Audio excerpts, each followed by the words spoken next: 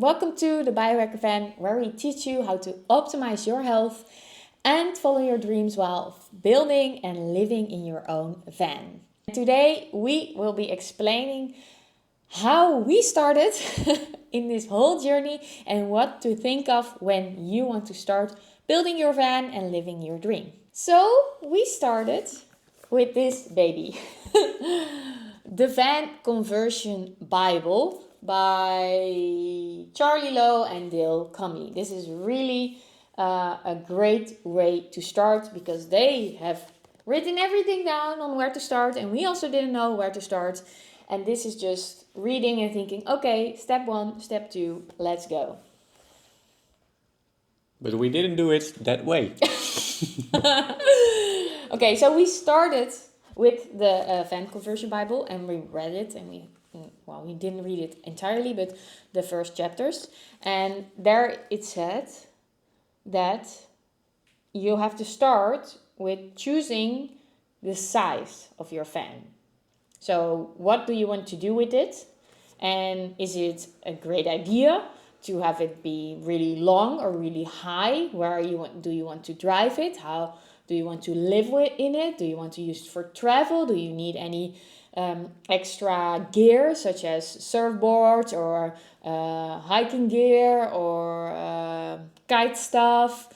So you really need to consider, what am I going to do with my van? And that's decision number 1. That's actually decision number 1 that we took. We chose which kind of van we want.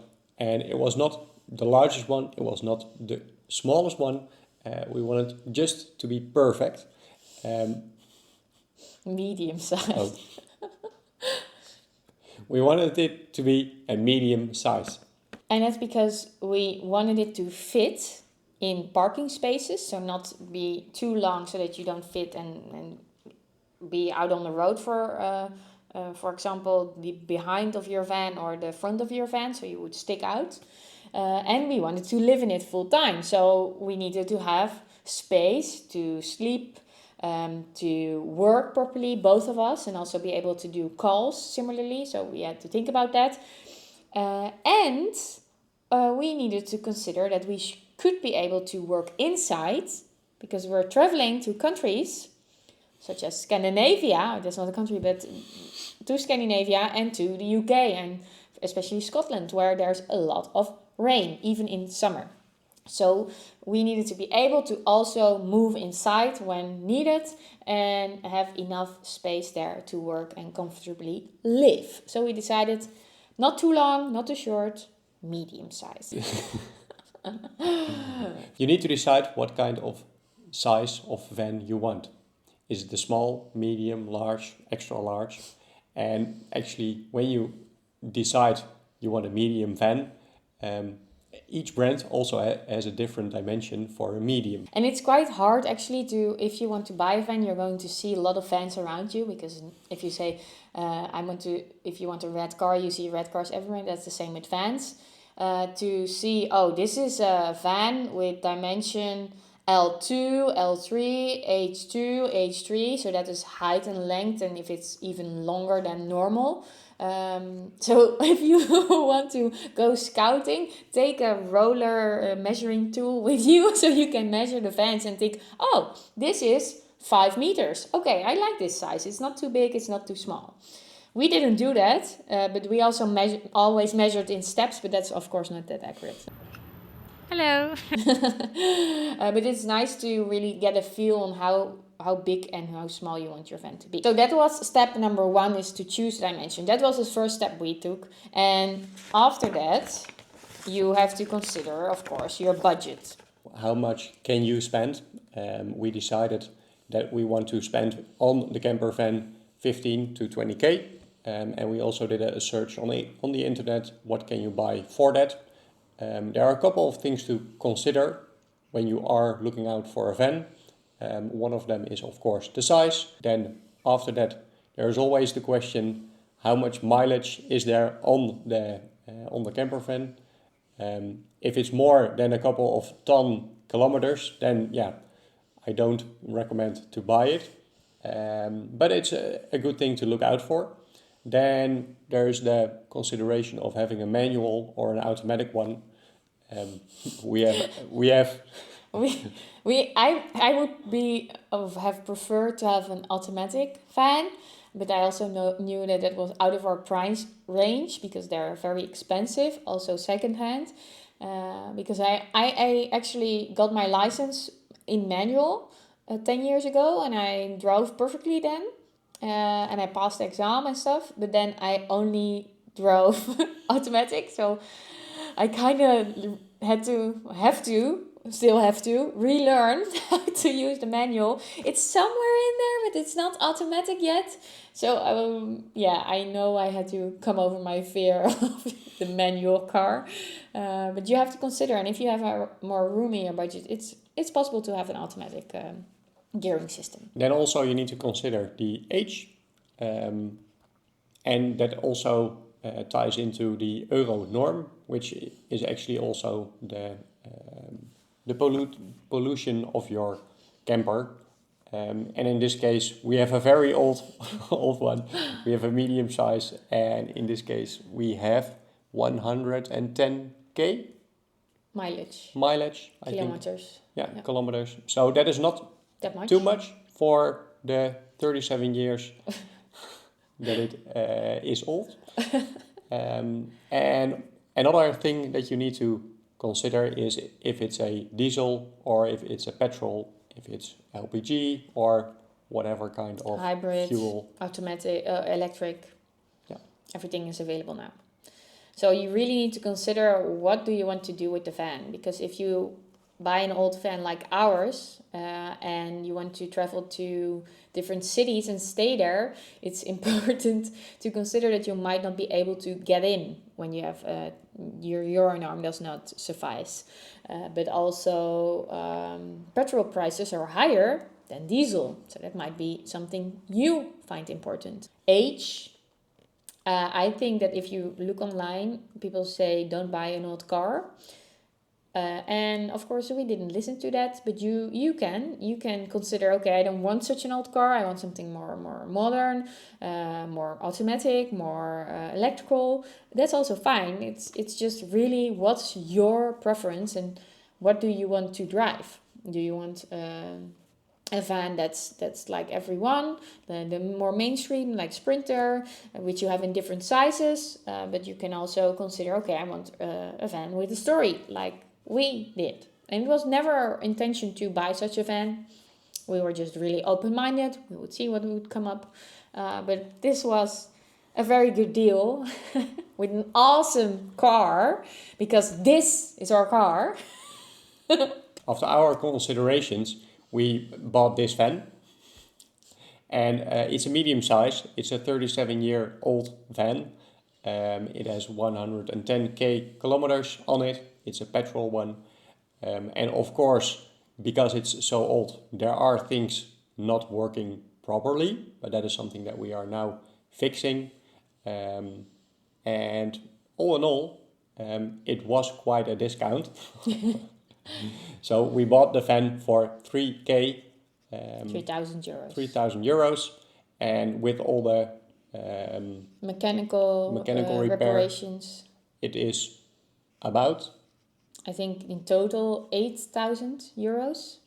So we bought this van with an awesome story and an awesome look and feel, which is really unique, I might say, for around 8,000 euros, which was far under our budget. Which is of course awesome, which means that we can get more awesome tools, biohacking gadgets, spend more on proper isolation, whatever. So we have more to spend on other parts of the van build. And we were very lucky, and you also might be lucky, or you might be looking out for something special and you're waiting for a longer time. Really consider what's important for you in a van. It's also as if you are a child in a candy store, because if you have all the budget, then of course you can have the newest car with no mileage and the automatic one and everything that you want. But in this case, we set a budget and we're looking out for a camper in that budget. In this case, we went quite a little bit below the budget. So now the feeling of being a child in the candy store is there because we have, so to say, virtually we have more to spend on all the other stuff. But of course, that's not always the case. But let's see how we are going to do it. Yeah. Step 1 is deciding on what you need in the van. Step 2 is deciding your budget. Step 3 is looking for a van.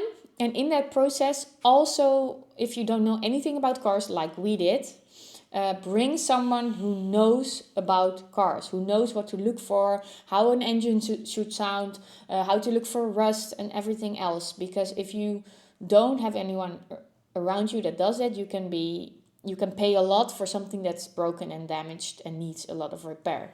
So invest in a person. If you don't know the person, you can rent those persons.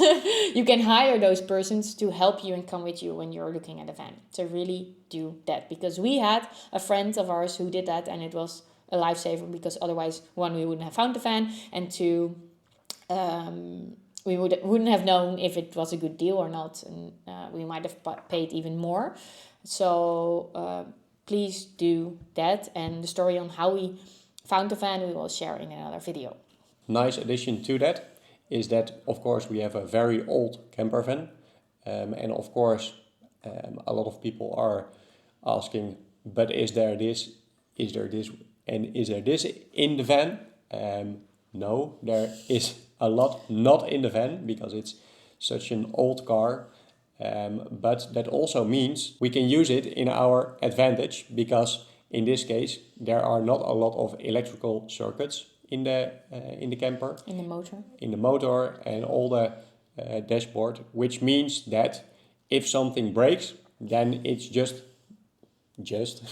pulling out that part of the camper and then replacing it, rather than all the new technical stuff in all the new campers. And so we're planning to learn exactly how our motor works, how everything is connected, and how to look for things that are broken, so we can try to fix it ourselves, maybe order a new spare part somewhere around the world, because it's still available in a lot of places, and then don't have to go to a very expensive mechanic. So everything has their advantages and their disadvantages. So consider what you want to be your advantage and what not. Okay, so when you are looking for your van and you're considering what do I want, there are a couple of things that are your friend. Google, Google knows everything. Even ChatGPT can help you nowadays, of course, if you ask the right questions. Instagram, Pinterest, YouTube, go around, look at things. Just scroll, don't doom scroll, but scroll with a purpose on Instagram and look at vans that are built. There are amazing Instagram accounts that bundle all different accounts, so you can see a lot of different vans. See, oh, this is a nice shower, or oh, their bed is going up and down. I want that too. See what you want, get inspired, and then based on that information and the look and feel you saw in other campers, you can make your own drawing. We used Vanspace 3D initially, and it was quite nice to see, okay, if I put my shower somewhere, what does it mean for my bed, etc. But now we also started off with a Google SketchUp, and we designed our own camper, the interior, and to see what does it look like, how much space is there for each compartment. And it looks like this. So another thing you can do is become a member of different forums on the internet. Go on Reddit. We're part of Buy Nomad forum, which is a huddle in the Netherlands with all information. They have an ebook, and you can ask questions to other van builders if they have tips or any ideas, or you can get inspiration from others, which is really nice. It's called Buy Nomad forum, and of course a lot of people are nomads in their camper van. But we are also planning on doing our job while we are in the camper van. And I think that is also an important thing to decide. What are you going to do? Are you going to work in the camper van, yes or no? Is it part-time, full-time, or are you really going for the adventure itself? We chose to work also in the camper van. We discussed it with our bosses. I have an extremely enthusiastic and also a generous boss who was really supporting my dream to do this. And Sanne also has the best boss. Because I'm my own boss. But I will be also working still from from around the world, which is possible for me. And I created my business around this idea that we wanted to do this. So I changed from live coaching to online coaching, and it still worked. So I tested that out before we actually made this plan. So you need to consider if you want to work, yes or no. This is the point where we are now. We're in the Netherlands rounding everything off because in a couple of weeks we're moving to France to do the build over there. We now live in the Netherlands, but we're going to stop our housing, our renting, and we're going to move to my parents and build the van in their barn. And this is also a good thing to consider, because before you even consider this or think about buying a van, you have to consider, where can I build it or rebuild it? Do you have a large garage? Do you have a yard where you can do it? Or do you need to rent somewhere? Do you live in the city or in the countryside? Because when you live in the city and your garage is somewhere else, you always need to go back and forth, which also, of course, takes time. So really consider, where can I do the build before you actually buy the van, because otherwise you don't know where to put it. It's not allowed to just do it on the streets, for example. Also important to consider. But these are the steps we've taken. There are, of course, a lot of other in-between steps, but they will come to mind and in videos when we're going on into different topics. And last but not least, don't get lost in the fun stuff. It's really easy to, especially for us, because we're a biohacker fan, so we're also looking for the best biohacker gadgets. By the way, we're also still looking for the best collaboration. So if you're from a brand or you know a brand that's awesome, let us know. We're looking out for that right now. But that is easy to get lost in the fun stuff and that you forget or postpone the things that really need, such as administrative stuff. For example, our boss has a French license. We need to figure out how to get it to the Netherlands or anything else. So there are more important stuff to do first. So don't get lost in the fun stuff, but also do the less fun stuff, because that's the most important most often of the time. Our bus, the biohacker van, is in the garage. It's getting the mechanical remodeling. They're repairing everything that needs to be repaired. And at the end of this month, that will be done. And my dad will pick up the bus further, and of course we'll show you that process as well. If you have any questions on this topic, on how to start, and want to know how did you consider this, what did you think about, ask us in the comments below. We're happy to help you. Of course, there are a lot of considerations and a lot of decisions to be made, which are in your head, and it's really hard for us to capture everything, but we're trying to get it all together to be able to help you also start living your dream, because we were like you, we didn't know where to start and we're still figuring it out. So we'll make mistakes, a lot of mistakes.